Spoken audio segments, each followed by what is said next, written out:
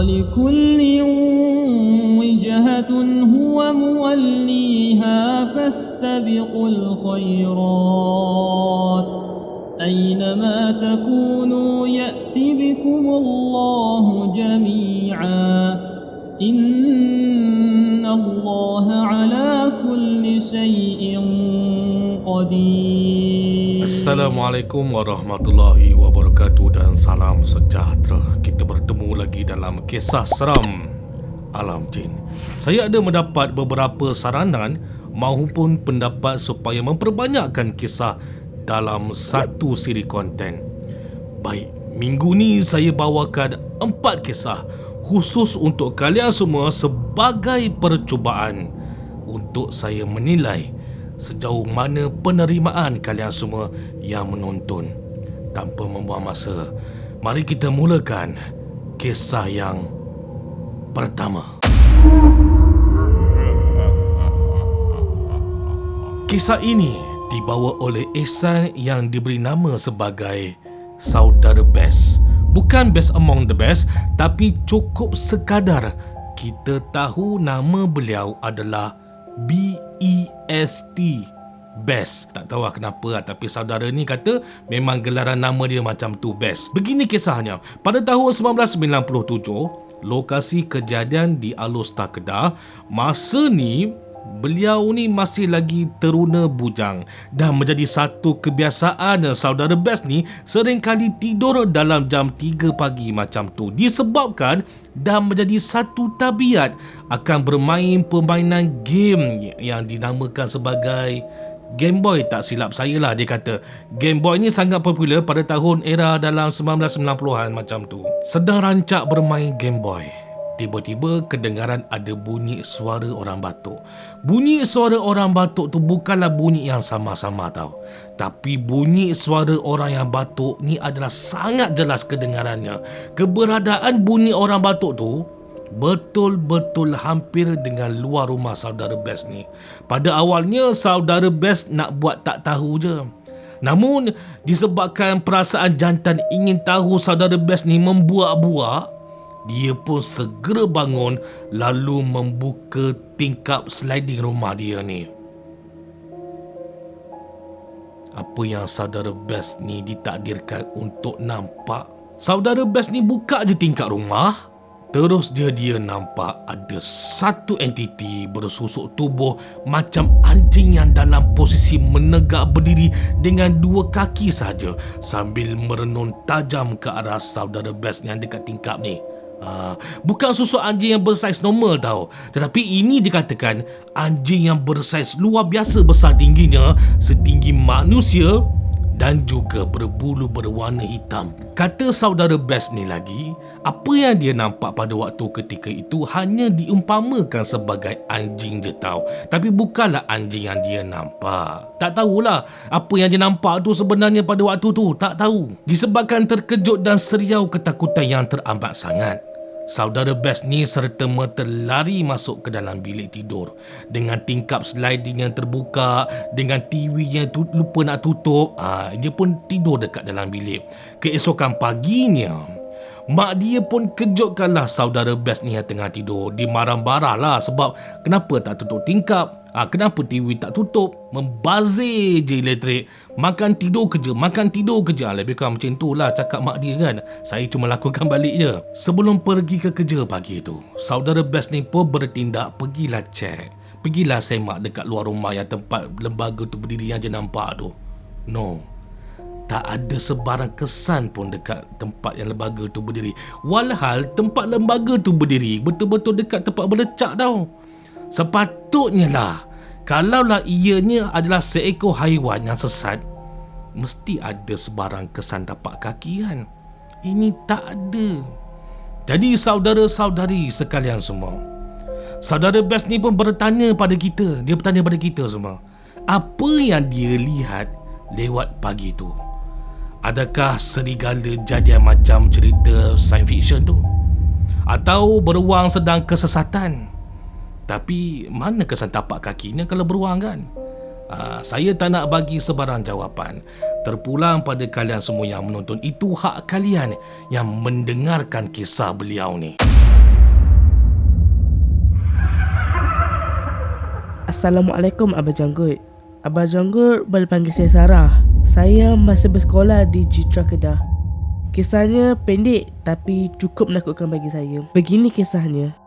Masa tu dah lewat pagi tau Abang Janggut. Dalam jam 2.30 pagi macam tu, saya dan adik-adik belum lagi tidur sebab kami tengah seronok bersembang dalam bilik kami ni. Lampu dalam bilik memang kami sengaja tutup biar bergelap walaupun sedang bersembang. Kalau Abang Janggut nak tahu, dari tingkap bilik kami ni, kalau dibiarkan tingkap tu terbuka, kami akan nampak bahagian luar dapur rumah. Tengah syok bersembang ni Abang Janggut, tiba-tiba saya nampak macam ada kain putih yang diikat bahagian atasnya dalam keadaan melompat-lompat. Saya tak naklah sebut benda tu, tapi itulah, saya nampak di luar dapur walaupun tingkap tu ada kain yang sedang lompat-lompat. Kemudian terus hilang.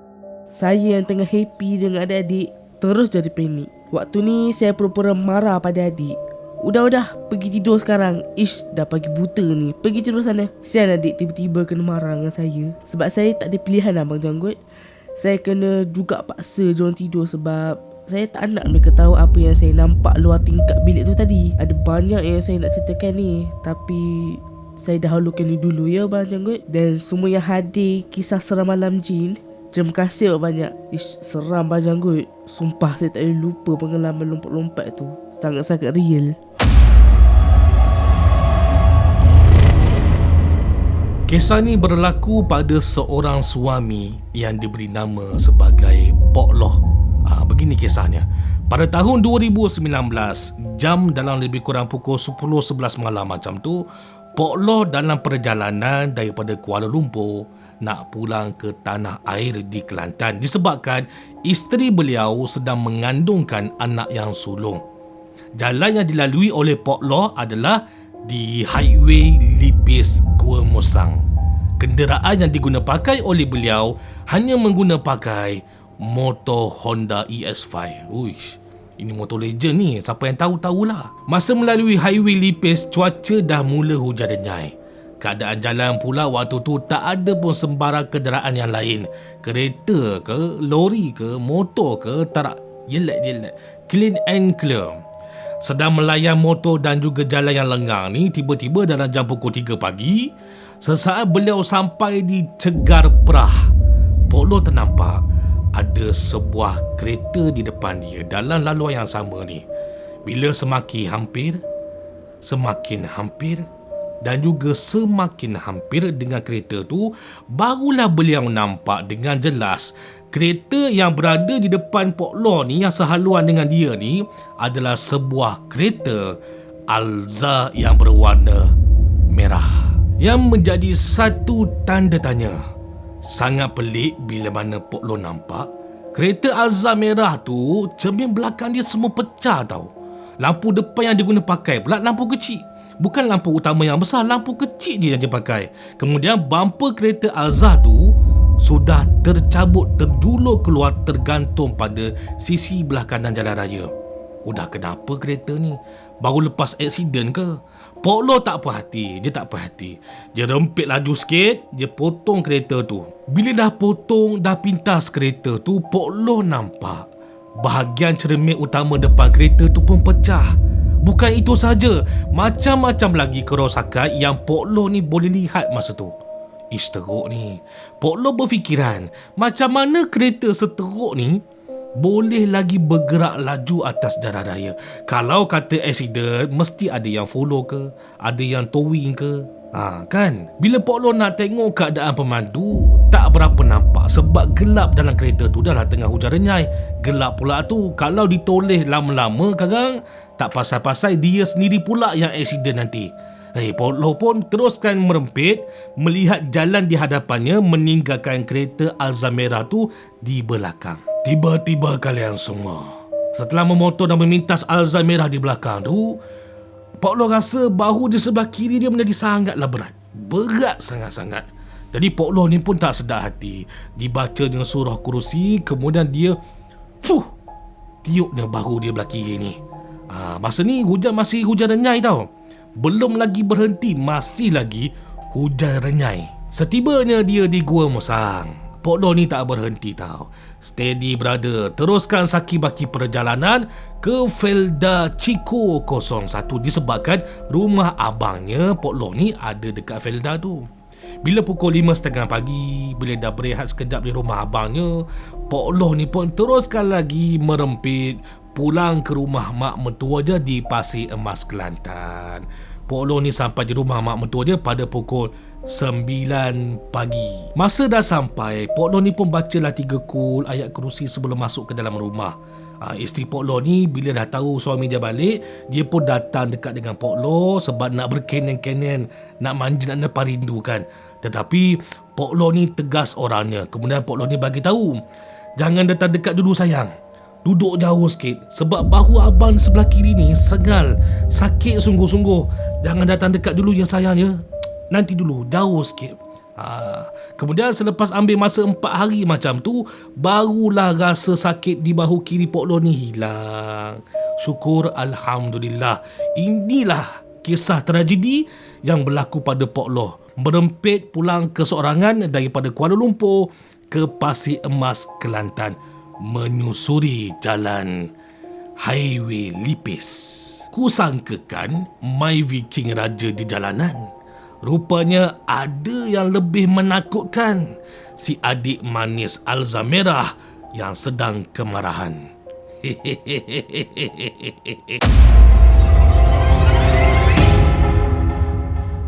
Assalamualaikum Abah Janggut dan semua warga kisah seram alam jin. Nama saya Nur. Bukan nama sebenar tapi boleh panggil saya Nur je. Saya masih lagi bersekolah. Lokasi negeri maaf saya tak boleh nak bagi tahu.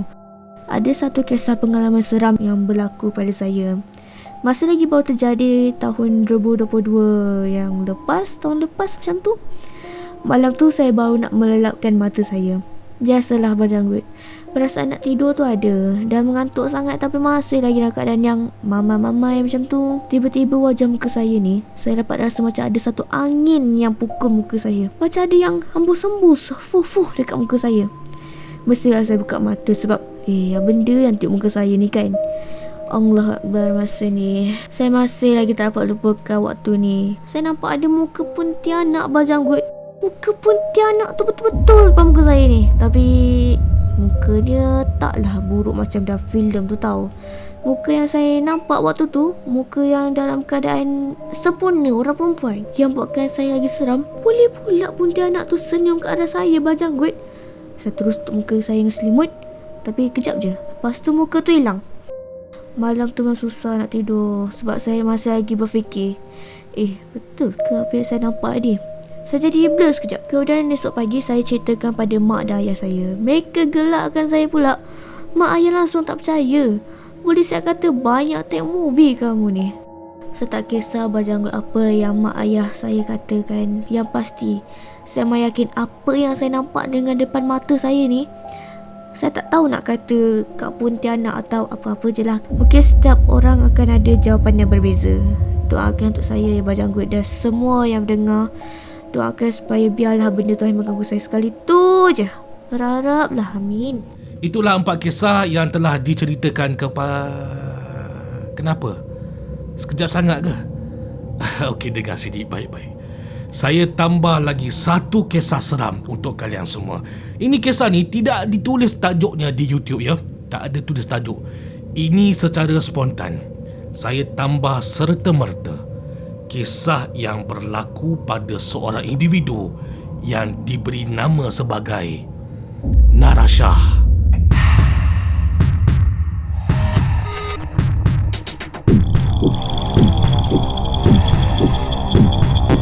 Ni saya tak tahu ya nama betul ke ataupun tidak betul ke, tapi itulah nama dalam kisah yang saya dengar ni. Kisahnya panjang tapi saya pendekkan. Yang berlaku kepada Narashah. Narashah sudah bersuami dan dikurniakan seorang cahaya mata bayi perempuan. Narashah ni tinggal berdua bersama dengan ibu mentuanya disebabkan suami dia overseas bekerja di luar negara.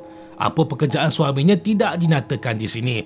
Tetapi pada suatu petang, Lepas memandikan bayi perempuannya, Narasha ni pun baring dekat atas katil dalam bilik dia, menyusukan bayi perempuannya. Sedang menyusukan anak, sedang menyusukan baby di atas katil. Akhirnya, mereka berdua, iaitu Narasha dan juga bayi perempuannya, tertidur bersama. Kemudian kalian semua, Narasha ni terbangun daripada lena tidurnya kerana kedengaran mak mentua dia menjerit dalam bilik. Narasha ni pun masa ni terpinga-pinga. Kenapa mak menjerit-jerit ni? Kemudian mak dia menjerit sambil bertanya keras pada Narasha, "Mana anak kamu, Syah? Mana anak kamu ni, Syah?" Masa ni Narasha betul-betul sedar daripada mengantuk dia. Mak, mana baby ni? Mana baby Syah, mak? Mak, mana baby Syah, mak? Mana ni, mak? Dicarinya mereka bawah katil. Dia mana tahu terjatuh dekat bawah katil ke? Tak jumpa. Memang tak ada dalam bilik. Narasha dah menjerit gila dah meroyan dah. Menangis tak tentu hala, menjerit tak henti-henti panggil nama baby dia. Mana baby aku ni? Mana baby aku ni? Lebih kurang macam tu lah. Mak mentua Narasha ambil telefon. Di telefonnya suara ustaz di kampung mereka ni.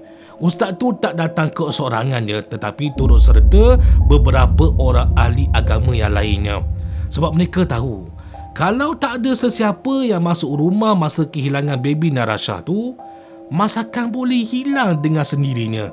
Kalau bukan ada sesuatu yang mendorong kepada kehilangannya baby berkenaan. Ustaz tu tenangkan Narasha ni dulu. Ini yang paling utama sebab dia tengok Narasha dah macam orang gila dah pada waktu tu. Dia tenangkan dulu, dia kawal perasaan Narasha ni. Kemudian bila dah perasaan Narasha ni dah agak stabil, baru ustaz tu buat apa yang sewajarnya dalam rumah tu. Ini saya pendekkan ceritanya. Kalau ikutkan cerita asalnya panjang tau. Selepas ustaz dan juga ahli-ahli agama yang lainnya baca surah Al-Quran, azan. Baca surah Al-Quran, azan. Kemudian kalian semua, tanpa disangka, elok je baby yang hilang tu menjelma ditolak keluar daripada bawah katil Narasha. Ditolak tau. Seakan-akan ada sesuatu yang menolak keluar baby tu daripada bawah katil Narasha ni. Syukur Alhamdulillah, dengan izin Allah Subhanahu Wa Taala baby tu dah ditemukan semula. Kemudian bermulalah dialog di antara ustaz tu dengan jin syaitan yang berada di bawah katil tersebut. Dengar sini baik-baik kalian semua. Digambarkan kepada kita sesi berdialog ni yang berlaku di antara ustaz dan juga jin syaitan di bawah katil ni, langsung tak ada nampak rupa fizikal jin syaitan tu. Mereka yang berada dalam bilik ni hanya dapat dengar suara garau daripada jin syaitan tu saja. Untuk kejutan lagi sekali, mereka semua ni berdialog dalam bahasa Arab tau. Sebab kisah ni berlaku di tanah Arab, bukannya di Malaysia, di tanah Arab. Punca kenapa jin syaitan tu ambil baby tu tak diketahui. Hanya mereka dapat tahu jin syaitan tu ambil, kemudian diserahkan semula baby tu setelah mereka ni melontarkan surah-surah Al-Quran dan juga azan. Punca? Tak tahu punca. Kes tu selesai macam tu saja. Akan tetapi kalian semua, ada sesuatu yang ustaz tu dapat ambil daripada jin syaitan berkenaan. Apa dia tu? Nama. Nama jin syaitan tu ustaz tu dapat tahu bila mana mereka sedang berdialog tadi ni. Kalian nak tahu tak apa nama dia? Saya tak nak sebut Saya tak nak sebut nama jin syaitan tu.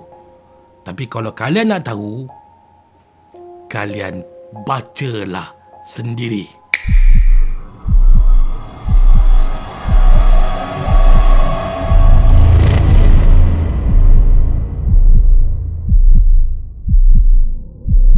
Itulah kisah yang dikongsikan oleh saudara BEST Best, saudari Nur, Sarah dan juga saudara Pok Loh. Terima kasih kami ucapkan kepada mereka yang sudi berkongsikan pengalaman seram yang dilalui kepada kita.